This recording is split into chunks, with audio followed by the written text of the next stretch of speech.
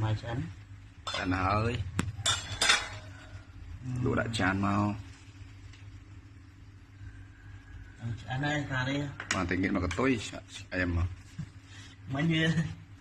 mình đang con chán mà chạy từ phòng cô nhà chán này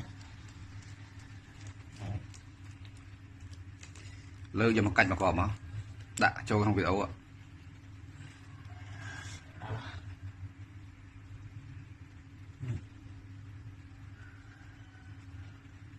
bả lên này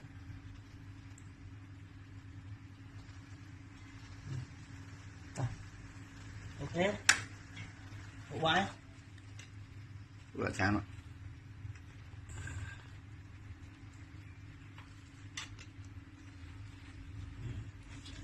mượt ngon